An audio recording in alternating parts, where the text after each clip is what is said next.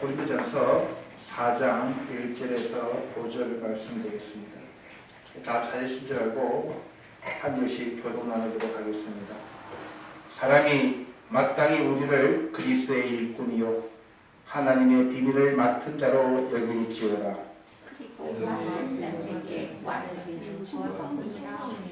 너에게나 다른 사람에게나 판단받는 것이 내게는 매우 작은 일이라.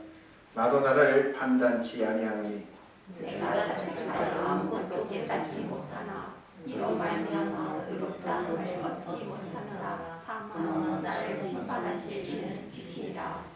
함께 그러므로 때가 이르기 전 곧 주께서 오시기까지 아무것도 판단치 말라. 그가 어둠에 감추인 것들을 드러내고 마음의 뜻을 나타내시니 그때 각 사람에게 하나님께로부터 칭찬이 있으리라. 아멘.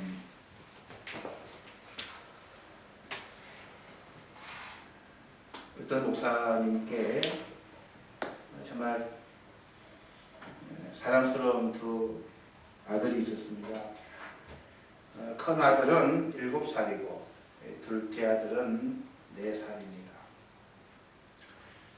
이 두 어린아이가 어느 날 나무에서 놀다가 나무를 타고 올라가기 시작합니다. 올라가 보다 보니까 너무 높은 곳까지 올라가 버리고 맙니다. 올라갈 때는 몰랐는데 이제 내려오려고 밑을 보니까 이제 두려움이 몰려오는 거예요. 너무 무서워서 내려오지 못하고 아빠를 부르기 시작합니다. 그 울면서 아빠 차기 시작합니다. 그 소리를 듣고 아빠는 홀라 달려가죠. 그리고 나무를 타기 시작합니다. 한참 올라가는데 더 이상 올라가지 못할 만큼 이제 올라가야 되면 그 나무 가지가 부러질 만큼 그런 거 올라갔는데 그것이 애들이 위에 바로 밑에까지 이 아빠가 올라갔어요. 그래서 아빠가 얘들아 아빠 왔어. 아빠 밑에 있으니까 안심하고 뛰어내려. 아빠가 안아줄게. 그 말을 들은 이 4살짜리는 응 알았어 아빠 하고 폭 뛰어내렸어요. 아빠가 탁 안아줬습니다. 근데 7살짜리는 내려오려고 결심하다가 추천하고 아빠 이제 뛸게 하다가 추천하고 결국에 형은 내려오지 못합니다. 아무리 달래도 용기를 내지 못합니다. 그래서 아빠가 마지막 수단으로 야구토랑 소방서에 전화를 해서 이제 장난을 이제 그 나무에서 내려올렸습니다.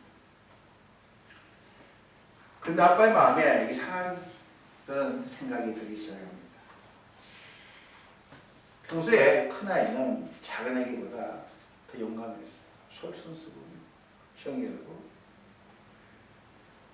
그런데 왜 내려오지 못했을까? 그 생각에 머리가 떠나지 않았습니다. 그러다가 이건 아빠를 의심한 거 아닐까? 하는 생각이 들었어요.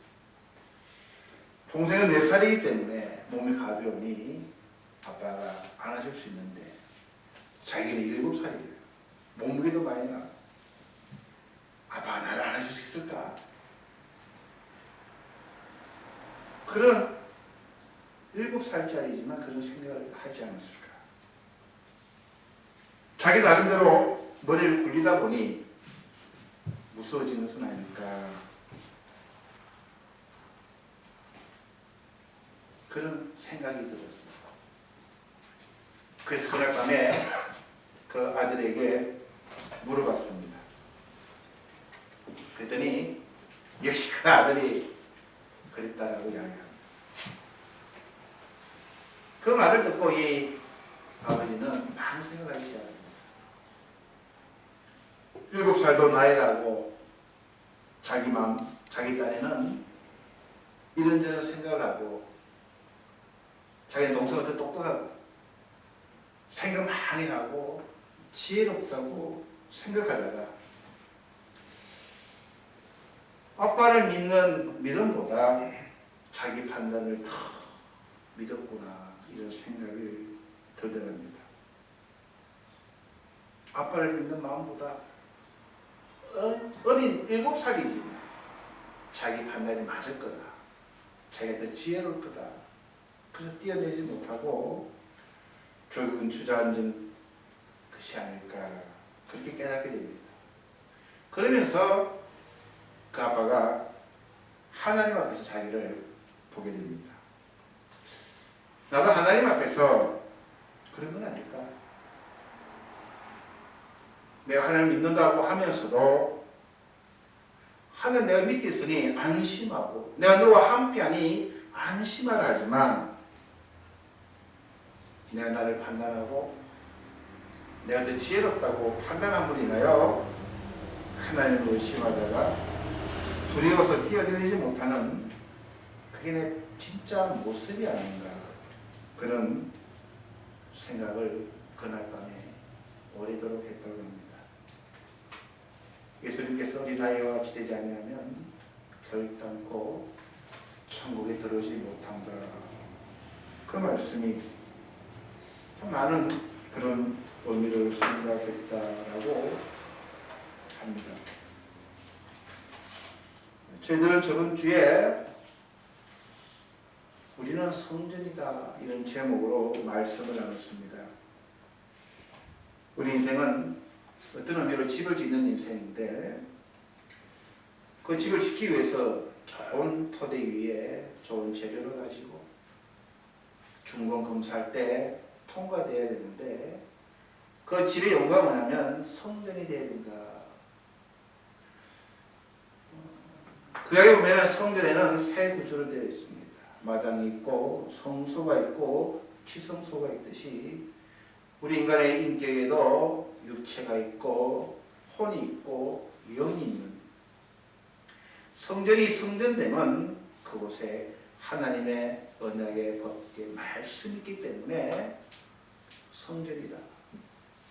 성소는 이 세상에 많은 종교들이 가지고 있습니다. 경전도 있고 기도도 있고 여러 가지 그런 간정도 있고 이 세상에 많은 종교가 본질적으로 다른 게 하나님이 안 계신다는 것이죠. 인간의 교육, 인간의 지식, 인간의 경험. 그러나 성경에서 이야기하는 이 하나님의 성전은 지성소라고 하나님 말씀이 있으니 다음을.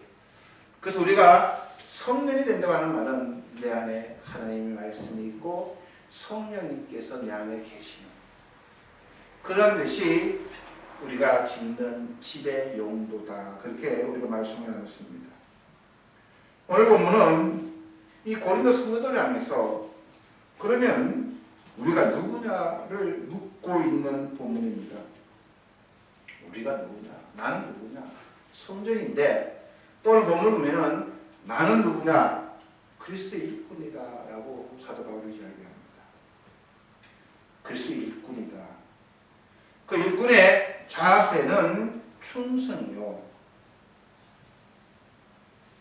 그리고 그 일꾼이 감당했을 때에 받는 것은 하나님께로부터 칭찬이 있을 것이다. 그 일꾼을 그 직분을 내가 잘 감당하면 그러한 심플한 내용입니다. 나는 누구냐? 일꾼이다 라고 이야기합니다. 고린도 교회에는 우리가 이제 배워왔지만 참 아름답게 어렵게 하나님의 인도하심을 위해서 교회를 세웠지만 사도 바울이 떠난 후에 아볼로 목사님이 목회할 때에 여러 가지 교회 문제가 있었습니다. 교회가 나눠지고 교회가 참 아름답고 은혜스러워야 되지만 그렇지 못해서 사도 바울은 이 편지를 쓰는 겁니다. 고린도 교회가 시끄러운 교회가 되고 있습니다. 서로 팔을 나누고 서로 하나님 주신 은사를 가지고 비교하고 있는 자는 없는 자를 비판하고 등등 그런 여러 가지 교회 문제가 일어나게 되었습니다. 그래서 나온 말이 너희들은 누구냐? 하나님의 일꾼이다 라고 이야기합니다. 이 본문에서 나오는 일꾼이라고 하는 말은 히포페레스라고 하는 단어가 쓰여져 있습니다. 이 히포라고 하는 것은 언더라고, 위치라고 하는 단어고, 페레스라고 하는 단어는 노젓는 사람, 밑에서 노를 젓는 사람이 일꾼이다, 그렇게 이야기합니다. 일꾼, 나는 일꾼이에요. 근데 더 엄밀한 의미로 하면은 배 밑에서 노를 젓는 사람이라는 의미입니다. 옛날에는 배가 엔진이 없습니다. 바람을 이용하거나 또 범선들은 노를 지어서 그 배를 동력을 삼았습니다. 저으라면 젓고 멈추라면 멈추고 빨리 저으라면 빨리 젓는. 그래서 우리가 이 상황을 배너라고 하는 영화를 보게 되면 양쪽으로 사람들이 4-5명씩 앉아서 로마의 병사가 위에 사령관의 지휘를 받고 북을 치기 시작합니다. 그래서 평상시에 연습을 합니다.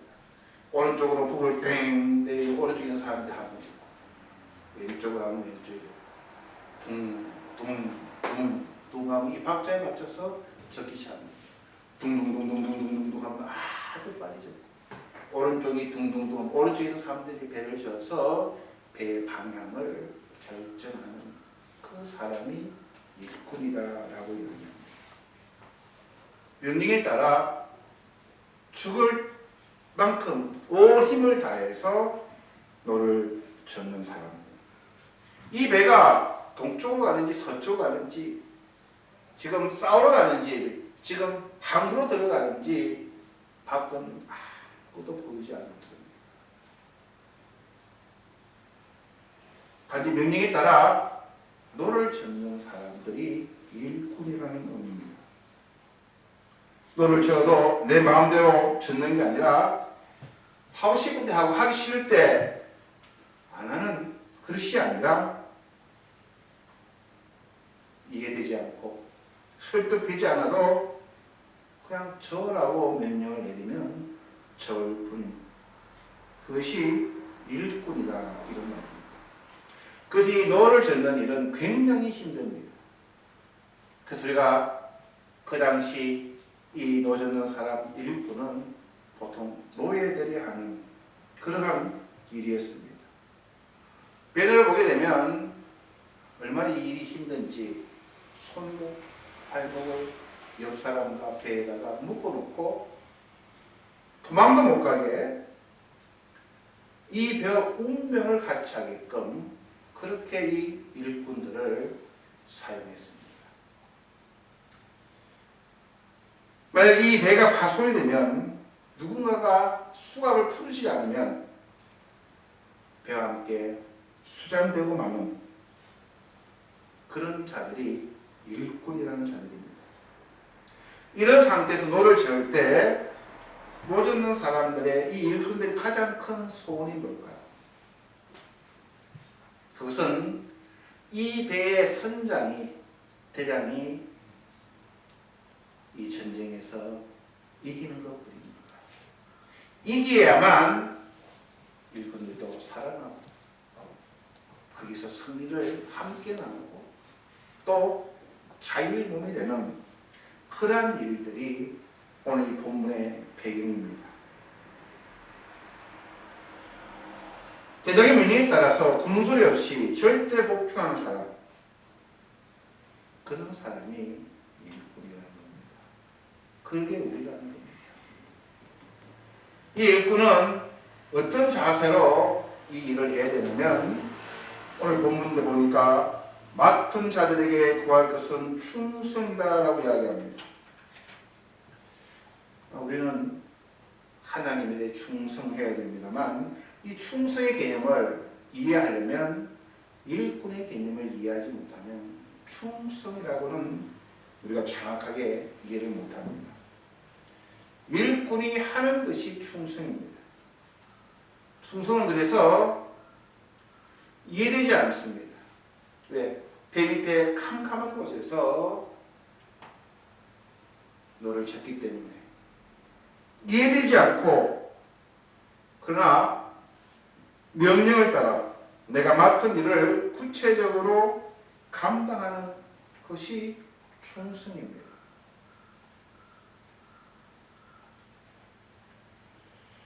오직 대장의 명령에 따라 생명을 다하고 힘을 다하여 노를 젓고 결과는 맡기는 게 최선. 그것이 일꾼들의 자세입니다. 왜 이런 말을 하냐면요, 고린도 교회가 충성의 위기가 온 것입니다. 내가 이 일을 왜 해야 되지? 교회 가는데 은혜 쓰지 못하고 팔을 만들고 싸우고 은사 때문에 싸우고 그 교회 일꾼들이 일하기 싫은 거예요.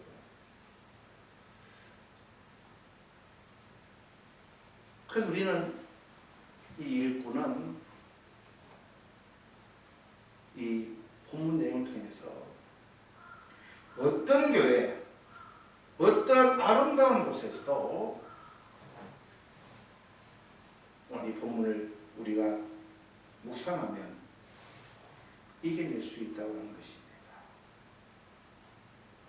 문제없는 교회를 찾아도 볼 수 없고 사람들이 모이는 곳에는 육신의 사람, 육의 사람, 영의 사람 섞여있기 마련입니다. 그래서 우리는 일꾼인 거예요. 밑에서 노를 젓는 사람인 거예요. 주님의 명령에 따라 이해가 안 돼도 하나님의 말씀에 따라 노를 젓는 것뿐입니다. 주의 일을 할 때도 사람 보고 하다 보면 힘들 때도 있고 오해받을 수도 있고 몰라줄 때도 있고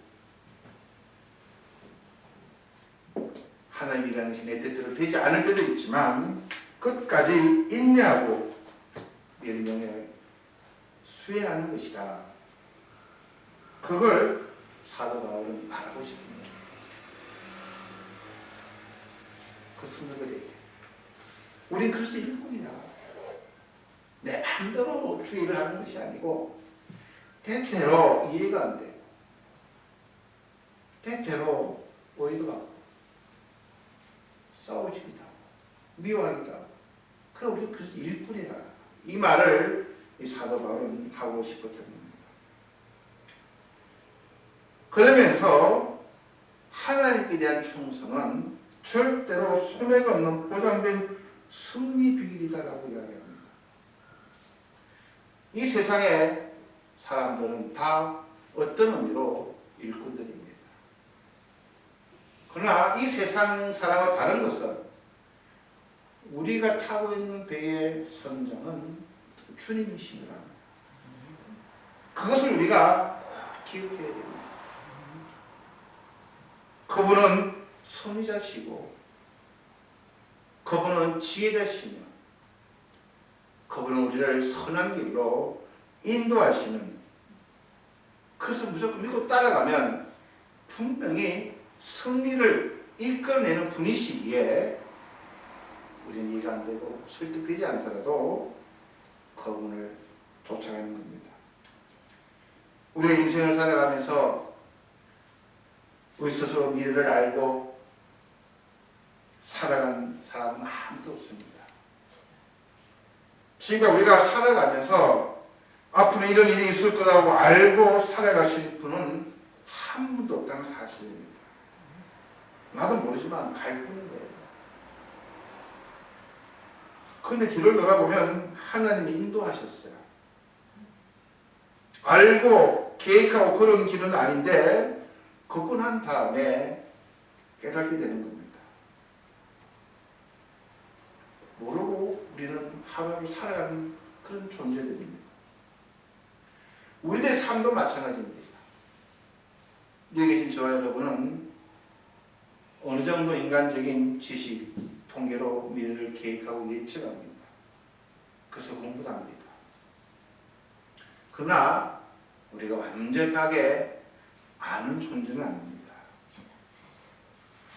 하나님의 선한 인가심이 있을 걸 믿고 때때로 현실을 벗어나고 싶을 때도 있습니다. 밴드에 나온 그들처럼 우리 일상 삶의 가운데에 우리 손과 발이 묶여서 우리 일상 삶에서 벗어날 수도 없습니다. 도망가고 싶고 이 어려움 속을 그냥 피하고 싶고 하지만 그렇게 녹록하지는 않습니다. 우리 그저 그 안에서 노를 절 뿐입니다. 이것은 이 세상 사람이나 우리랑 똑같습니다. 우린 노를 절 뿐입니다.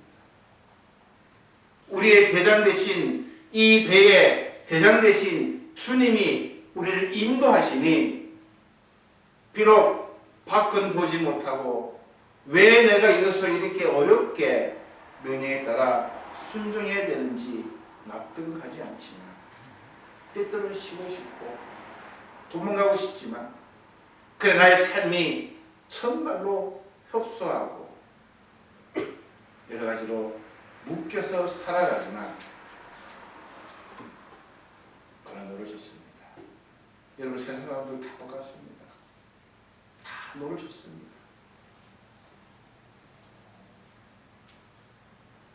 가정을 지키기 위해 국가를 지키기 위해 나의 이 생명을 건강을 지키기 위해 다 노를 줬습니다. 때때로 편안하게 노를 절 때도 있고 어른이 있을 때 북소리가 굉장히 빨리 칠 때는 힘들게 허걱거리며 노를 절 때도 있습니다. 그러나 다른 것은 이 배의 주인은 하나님이나 세상 것이 나의 다른 차일 뿐입니다.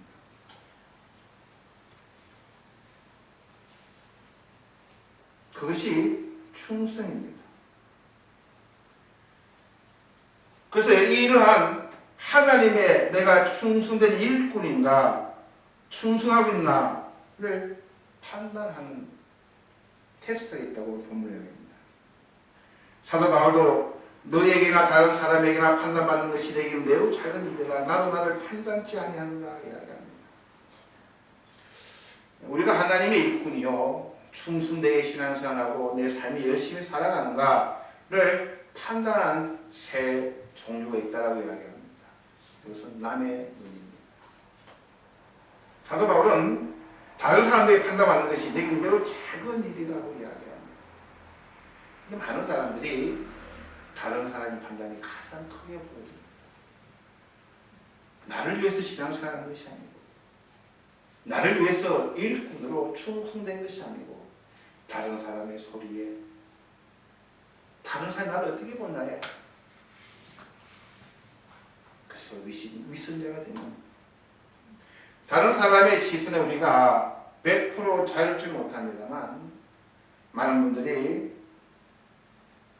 꼭두가시가 되어 있는 다른 사람의 말에 귀가 그냥 가벼워가지고 그냥 좋았다가 우울했다가 자기 게 없어요. 다른 사람의 평가에 내가 신경 쓴다면 어떻게 될까요?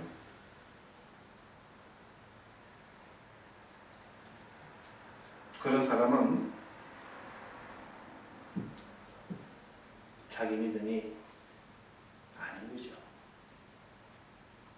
교회 많은 분들이 다른 사람이 나를 어떻게 볼까에 따라서 교회 믿음 생활이 가짜인 믿음이 참 많습니다. 두 번째로는 사도 바울은 자기 자신이 자기를 판단하는 거예요. 이게 어쩌면 더 큰 믿음인지 모릅니다. 나도 나를 판단치 않으니 내가 자체가 아무도 깨닫지 못하나 사도 바울은 참 훌륭합니다.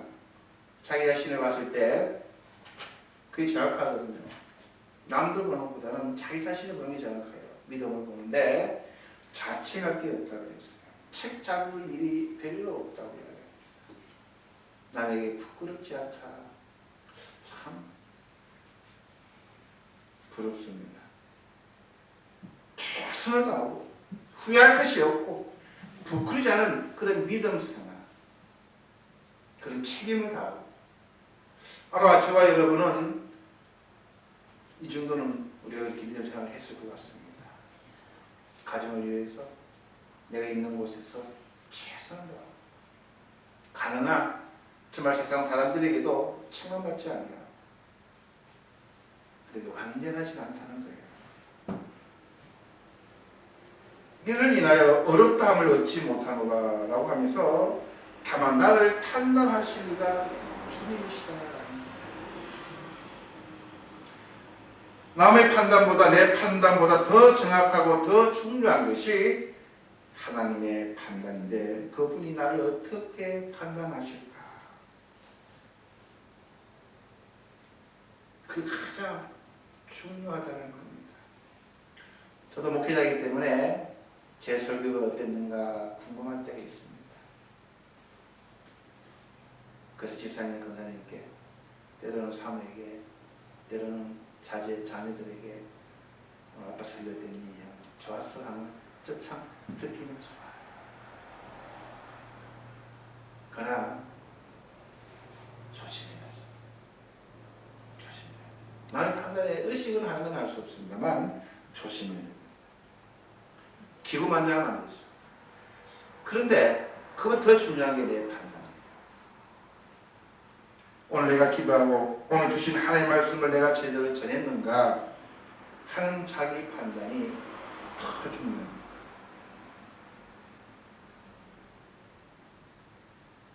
저는 항상 부족합니다.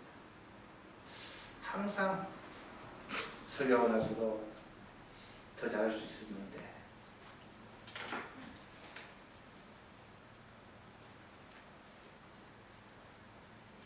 그런데 그보다 더 중요한 것이 하나님의 판단입니다. 오늘 설교를, 오늘 저랑 하나님 말씀을 하나님 기뻐하셨을까? 주님이 영광 받으셨을까? 그것을 판단을 하나님께 초점을 맞추고 살아가는 사람은 충성될 수 있다는 겁니다. 다른 사람들 때문에 기가 가벼워져서 흔들거리지 않냐, 자기 교만에 빠지지 않고 하나님만 바라보고 갈 수 있는 비결이 그분의 판단이 어떻는가에 초점을 맞추고 살아간다면 흔들리지 않는다는 거예요. 신앙생활 오래 해도 이리 하다 저리 하다 흔들린 사람들, 사람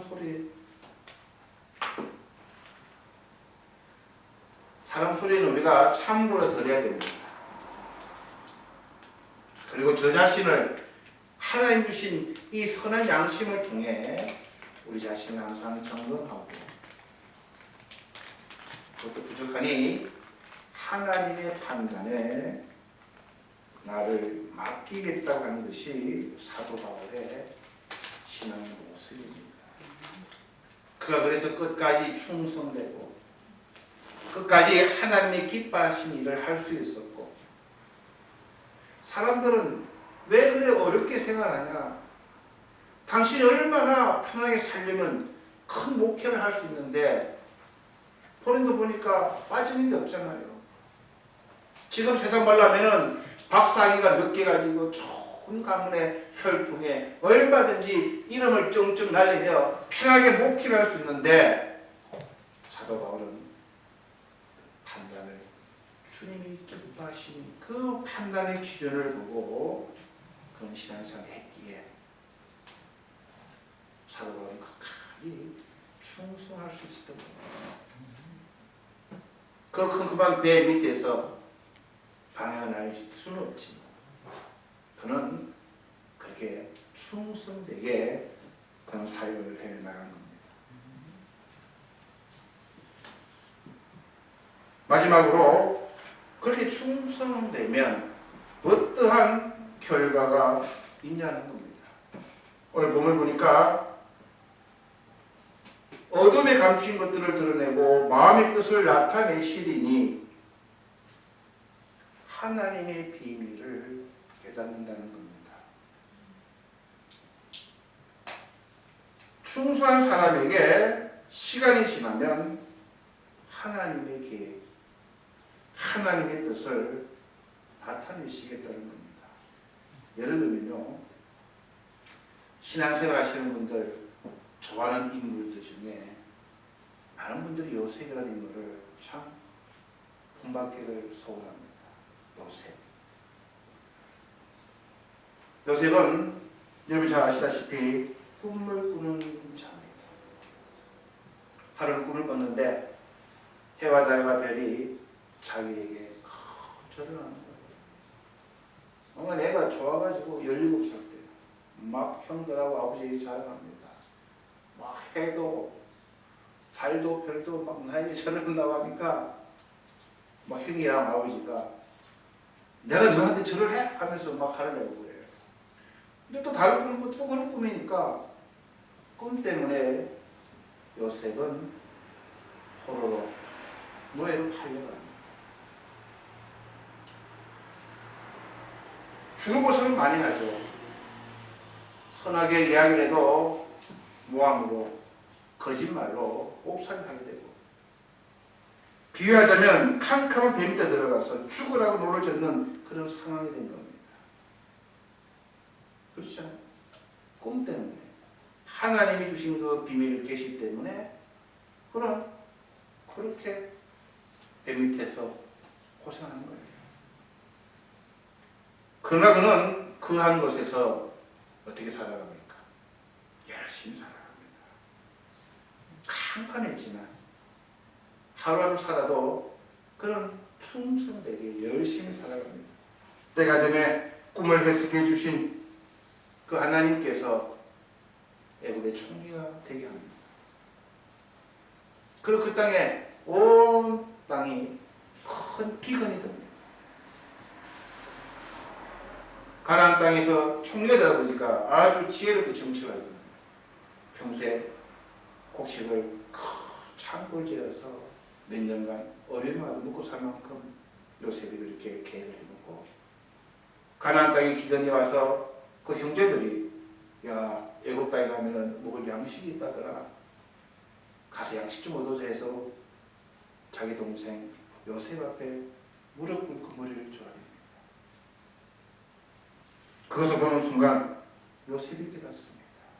아, 이것 때문이었구나.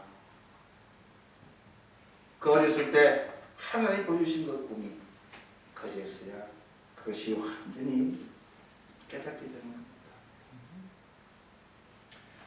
하나님께서 사랑하는 이 형제들을, 가족들을 살리기 위해 나를 먼저 이 애국으로 보내고 이 하나님의 비밀이 그때에 드러나게 되는 겁니다. 그러니까 그러므로 때가 이르기 전 주께서 오시기까지 아무도 판단하지 말라. 그가 어둠에 감춘 것들을 드러내고 마음의 뜻을 나타내시리니. 이 비밀은 처음부터 드러나는 게 아닙니다. 전혀 몰랐어요. 캄캄했죠. 다만 그 속에서 내가 할 일을 최선을 다해 했을 뿐입니다. 그러자 시간이 지나면서 조금씩 하나님의 비밀이 밝혀진 것이죠. 하나님의 이 비밀은 우리 수준의 것과는 참 다릅니다. 이 하나님의 비밀은 또 아무나 아는 게 아닙니다. 충성된 사람만이 발견하는 비밀입니다. 여러분, 만약에 요셉이 열심히 안 살았다면 어떤 결과가 나왔을까요? 아름다운 여인의 유혹을 받고 잘못 살, 그냥 하나님을 원망하며 제멋대로 살았다면 그가 하나님의 비밀을 알 수 있었겠어요? 오늘 많은 사람들이 하나님의 뜻을 알기로 원합니다. 그 뜻을 알아서 뭘 하리요? 복권 사리요? 많은 사람들이 하나님의 뜻만 알면서 열심히 한번 믿어보겠습니다. 당신은 그리스도의 일꾼이야. 충성되어라. 그런 말이 귀에 안 들어옵니다. 그러한 기도 좀 했어. 동쪽으로 가라. 어느 쪽에 땅값이 오를 테니 사마라. 그런 곳에 하나님의 뜻이 있는 것처럼 그런 것을 영웅하다, 영적이다, 그런 것을 잘 맞춘 것이 좋은 믿음 생활이었다고, 하나님 응답받았다고 하는 이 시대에 사도 바울의 이 도전은 우리들에게 여러 가지를 생각하게 합니다. 하나님 뜻을 깨닫는 것은요, 일본으로 캄캄한 곳에, 방향도 알 수 없는 곳에, 세상은 다 그렇게 살아요. 우리가 어떻게 알아요? 내일을. 우리는 몰라요. 때때 우리는 묶여 있어요. 자유롭고 싶지만 삶이 우리를 놓아놓지 않아요. 다 그렇게 살아가는 거예요. 누구 하나 예외는 없습니다. 아무리 권력을 가지고, 아무리 물질을 가지고, 아무리 편안하다고 살아간다고 하는 사람들도 깊게 묵상하고 들어가면 묶여서 살아가요. 그들의 대장은 사탄이에요. 멸망이에요. 그 차이예요. 우리의 대장은 예수 그리스도라는 그 차이예요. 하나님 뜻을 알고 싶죠? 이해가 안 되고, 내가 주님 잘 믿는데 왜 이렇게 어려워요? 왜 이렇게 하나님은 안 돼요? 힘들어요. 주님 어떻게 해야 됩니까? 너를 저가는 것밖에 없어요. 믿음을 이겨내는 것밖에 없어요. 너는 불신을 젓는 거예요. 오른쪽으로 북소리가 나면 오른쪽이 젓고, 왼쪽에 북소리가 나면 왼쪽으로 젓고, 쉬라고 하면은 쉬고, 야 빨리 좀 가자고 하면은 빨리 놓아듣는 거예요. 그러나 인도하신 그분은 우리를 엉뚱한 곳에 데려가시는 분이 아니에요. 성의의 자리, 약속의 자리로 그것이 우리가 지나보면은 알게 되는 거예요. 우리 인생은 그래서 깜깜한 곳에서 놓쳐있는 인생입니다. 그분의 말씀, 명령에 순종하다가 어느 날 도착했어. 위에서 야 승리했다, 고생했다, 내가 너희들을 위해서, 너희들 어려웠고 캄캄하고 이유도 모르고 따라왔지만 고생했다. 그것을 우리가 사모하며 기다리는 거예요. 그럼 우리 일꾼임을 기억해야 됩니다. 그럼 교회 문제 있는 것, 교회 없는 것, 사람들의 소리 다 문제가 안 돼요. 나는 일꾼이에요. 깜깜한 곳에서 하루하루 주님이 살아내게 하신 힘을 가지고 부지런히 노를 젓고, 쉴 때는 또 쉬고, 그렇게 인생을 살아가다가 선장 되신 그 주님, 그분 나를 반드시 승리하게 하시고 목적지에 이루게 하실 것을 믿고, 오늘도 열심히 노를 져가는 저 여러분 되기를 주님 이름으로 축원드립니다. 자, 우리 기도하시겠습니다. 좋으신 주님, 은혜를 감사드립니다. 우리는 그리스도의 일꾼이요 하나님의 비밀을 맡은 자들입니다. 맡은 자들이 구할 것은 충성이라 했습니다. 우리가 누구인가를 정확하게 이해하고 알고, 그리하여 선장 되시는 그 주님을 의지하며 살아가는 제들이 다 될 수 있도록 인도하여 주시옵소서. 그래야 끝까지 충성하여 그냥 생명의 면류관을 얻는 날까지 맺게 주신 일에 최선을 다하는 우리가 되게 하여 주시옵소서. 감사드리며 예수님 이름으로 기도드렸사옵나이다. 아멘.